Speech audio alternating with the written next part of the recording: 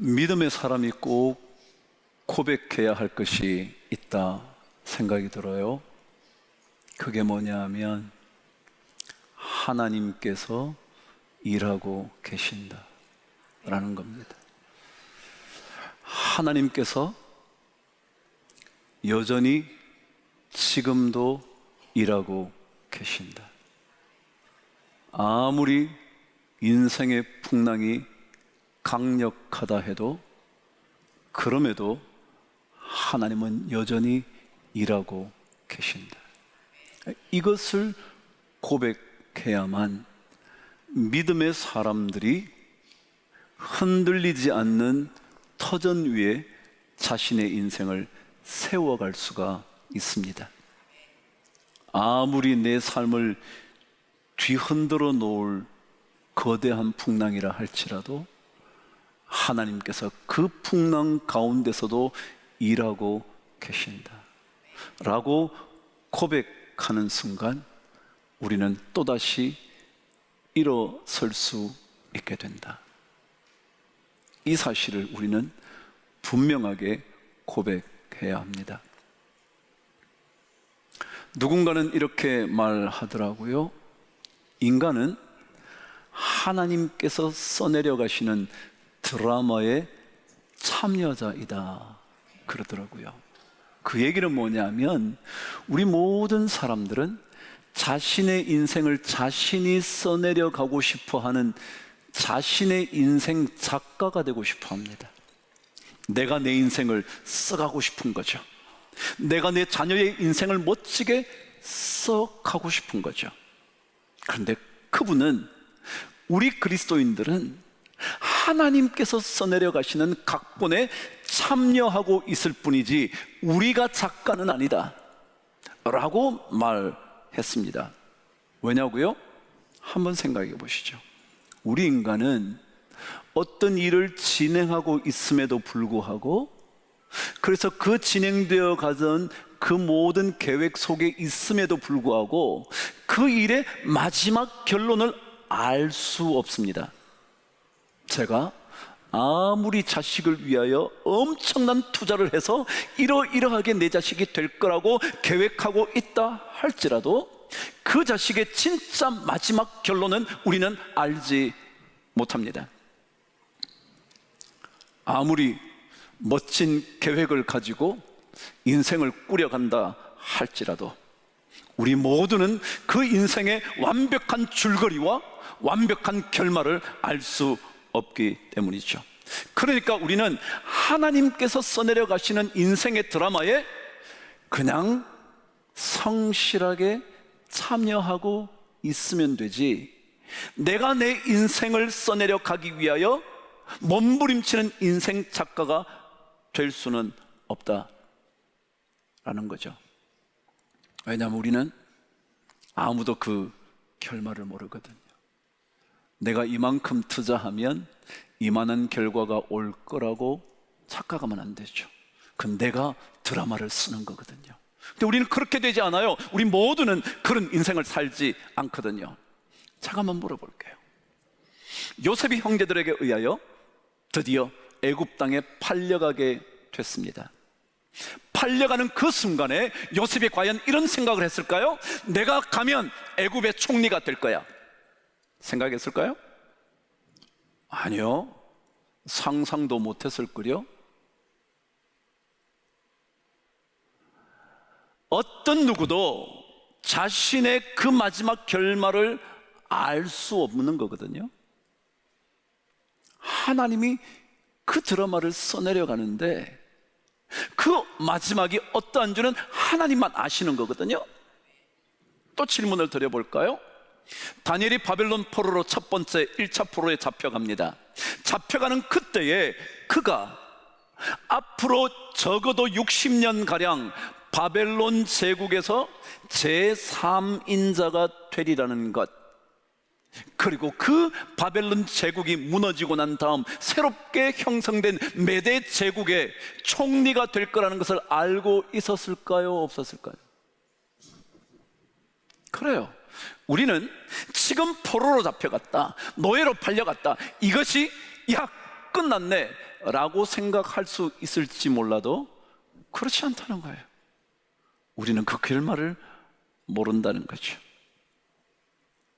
우리는 하나님의 각본에 어떻게 등장할지 아무도 모릅니다.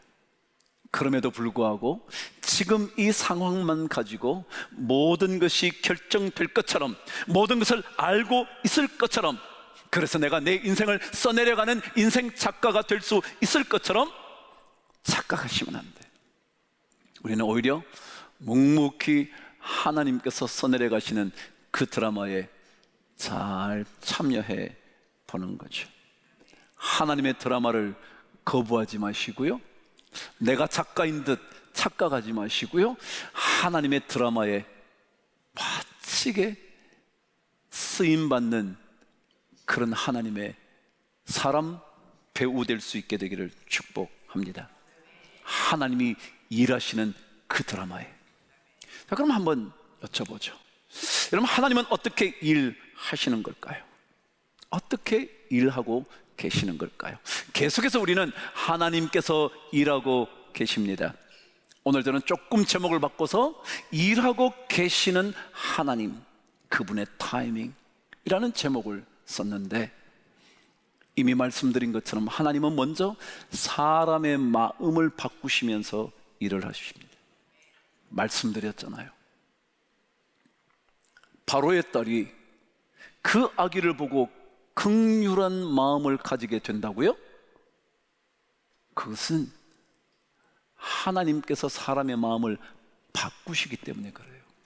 그렇지 않았다면 그녀도 아버지의 명령 따라 히브리 사내 아이를 보자마자 죽이라고 말할 수 있었을 거예요.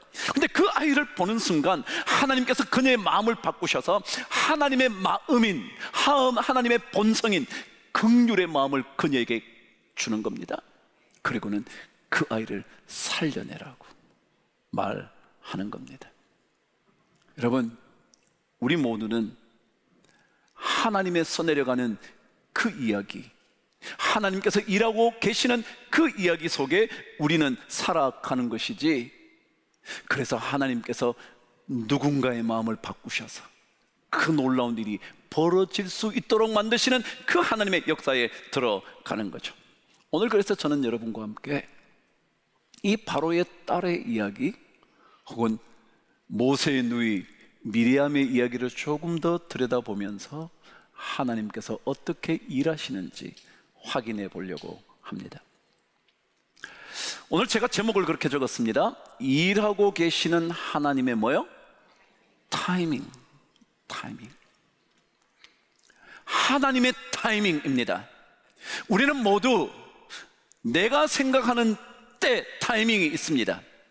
어떤 문제에 대하여도 이때가 되어야 된다는 거예요. 내 자녀의 문제에 대해도 지금이어야 된다는 거예요. 아니면 그때였어야 했다는 거예요. 모두가 내 타이밍에 맞추려고 해요. 근데 아니라는 거죠. 사도행전 1장 7절에서 그 전에 제자들이 묻습니다. 이스라엘의 회복이 언제 있겠습니까? 이 땅을 하나님께서 언제 회복시켜 주시겠습니까? 그랬더니 주님께서 1장 7절에서 이렇게 말씀하셨습니다. 이러시되, 시작, 때와 시기는 아버지께서 자기의 권한에 두셨으니 너희는 알 바가 아니다. 제가 그랬죠, 하나님의 타이밍이라고요. 주님께서도 이미 말씀하셨어요. 때와 시기에 관하여는 하나님께서 자신의 고난 안에 두셨지 우리가 너무 알려고 하면 안 된다. 내가 이때여야 합니다. 하나님, 지금 너무너무 복잡한데 하나님 이때 주님께서 풀어주셔야 합니다. 자꾸 자신의 때를 말하지만 주님께서 이미 말씀하셨어요. 때와 시기는 하나님의 고난에 있어 너희들이 너무 신경 쓰지 마. 그럼에도 불구하고 우리는 계속해서 우리의 때 자꾸 생각해요. 그것이 아니면 마치 인생이 끝난 것처럼 생각해요. 아니에요. 하나님의 때가 있어요. 하나님께서 정해두시는 때가 반드시 있다고요. 창세기 18장에는 아브라함과 사라에게 하나님의 사자가 나타나 말해주는 내용이 담겨져 있습니다. 18장 14절에 이렇게 기록합니다. 저와 한번 읽어보실까요? 시작. 여호와께 능하지 못한 일이 있겠느냐? 기한이 이를 때에 내가 내게로 돌아오리라. 사라에게 아들이 있으리라 그랬어요. 지금 아브라함과 사라는요 이미 99세 90세 된 때였어요.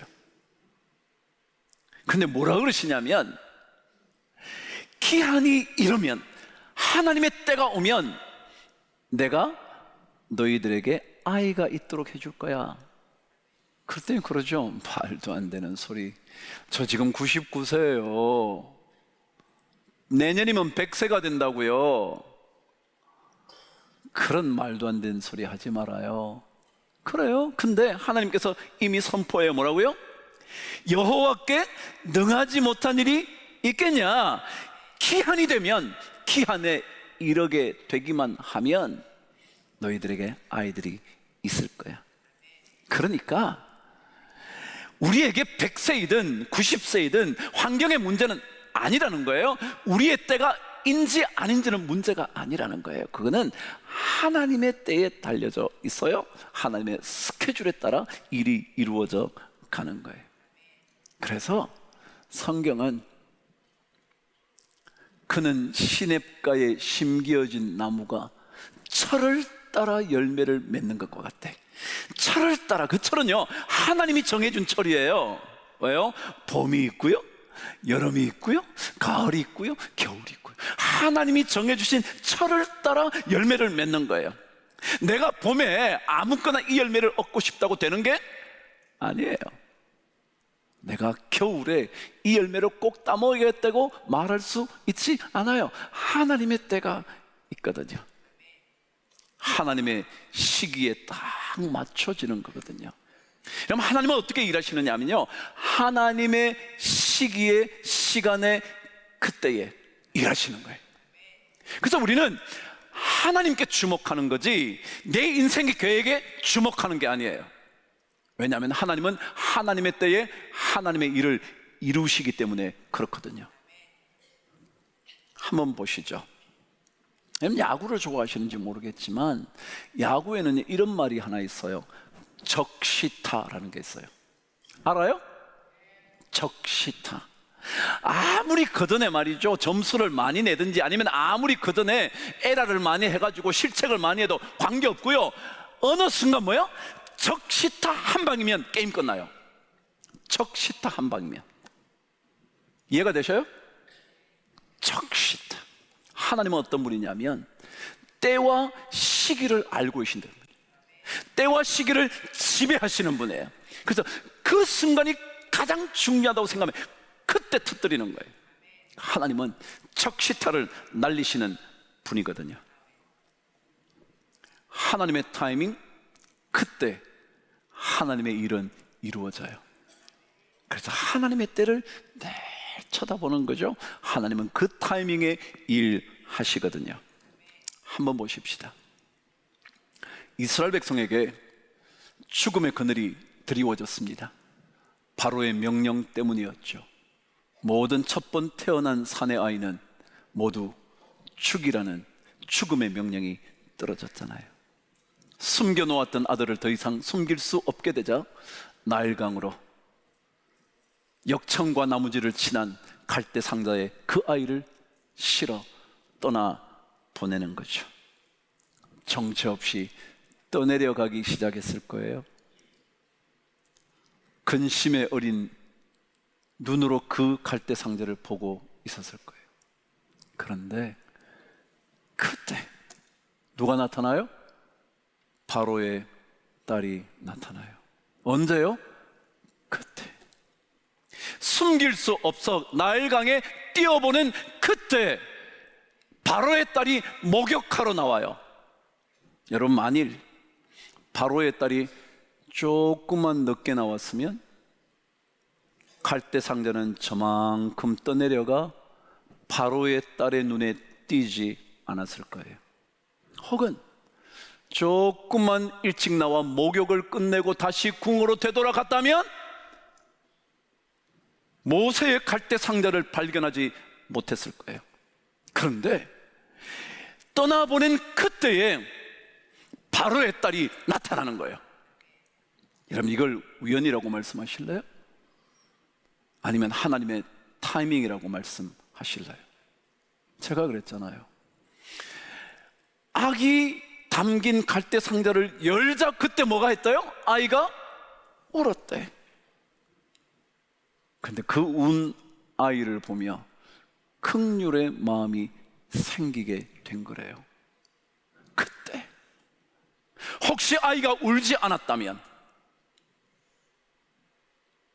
그래서 그 아이가 소리를 내지 않았다면 갈대 상자를 그냥 떠나보낼 수도 있을 텐데, 그런데 어찌 그렇게 됐을까?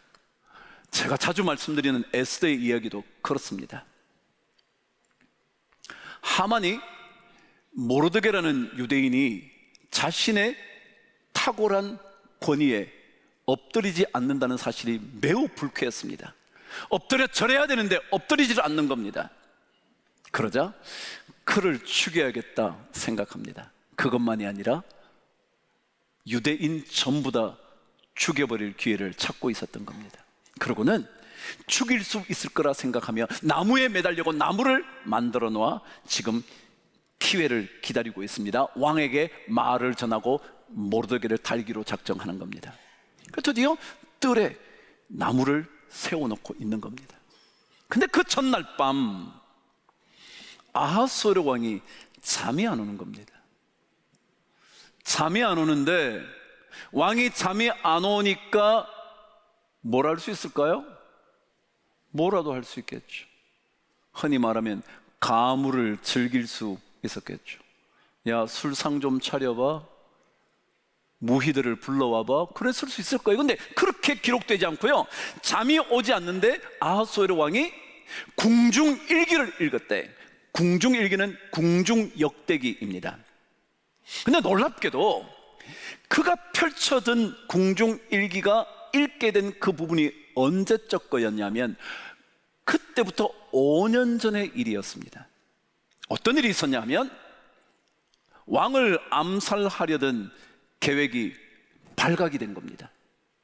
아하수에로 왕을 죽이려고 하는 그런 계획이 모르드게라는 인물을 통하여 발각이 된 겁니다. 그래서 그가 목숨을 건집니다. 갑자기 5년 전 이야기를 읽어보다가 아하수에로가 묻는 겁니다. 이런 일이 있었어? 그런데 모르드게에게 존귀함과 관직을 줬냐고. 그러니까 아니요, 안 줬는데요? 그랬어요. 자, 여러분 한번 또 생각해 봐요. 그 많은 역대 일기 중에 하필이면 몇 년 전 거요? 5년 전 거요. 하필이면 5년 전 거를 읽고 모르드게의 이야기를 읽게 된 걸까요? 혹은 읽고 난 다음에도 다 지난 일이니까 그랬어, 그런 일이 있었구나, 지금 모르드게를 어디 있는지 찾을 수도 없을 테니 그냥 아이고 그 친구 참 고마웠네 그러고 끝낼 수도 있었는데, 뭐라 그러냐면 이 사람에게 존귀함과 관직을 주었느냐고. 아니라고 말을 듣자마자 뜰에 누가 없냐고 밤을 지샌 그가 명령을 내립니다. 뜰에 누가 없냐고. 근데 거기에 누가 있었어요? 모르드게를 죽이기 위하여 나무를 세워놓고 기다리고 있었던 누가요? 하만이 있는 겁니다. 여러분, 이게 우연인가요? 그렇지, 우연이죠. 뭐 어쩌다 그렇게 됐겠지. 제가 그러잖아요, 하나님의 역사에는요 우연이 언제나 필연이라고. 왜냐하면 하나님이 시기와 때를 다스리기 때문에 그런 거예요. 하나님이 시기와 때를, 내가 다스려 가는 게 아니에요. 내가 이렇게 하면 이런 결과를 얻어낼 수 있겠다고 인생의 역사를 서내려 가는 게 아니라고요. 하나님이 하시는 거죠. 하나님은 가장 적절한 적시에 하나님의 놀라운 일을 벌이시는 거예요. 우리가 할 수 없는 그것을 하나님의 가장 적시에 귀로도 듣지 못하였고 눈으로 보지도 못했고 마음으로 생각할 수도 없었던 그것을 하나님을 사랑하는 우리를 위하여 주님은 펼쳐내신다고요. 그래서 우리는 계속 하나님을 집중하는 거예요. 하나님. 그러면 하나님께서 그 놀라운 일을 우리에게 이루어 주시는 거예요. 하나님은 일하십니다. 하나님은 지금도 일하고 계십니다. 하나님은 하나님의 가장 최적의 때에 우리를 위하여 놀라운 일, 눈으로 보지도 못하고 귀로 듣지도 못하고 마음으로 생각하지도 못한 일들을 일으켜 주실 겁니다. 그래서 우리는 더더욱 주님 잘 바라보는 인생, 주님께서 원하시는 것 아닙니까? 그래서 오늘 이 바로의 딸의 이야기를 통하여 우리는 그렇지, 하나님의 타이밍이 있지 기억하시면서 믿음의 길 잘 걷게 되기를 축복합니다.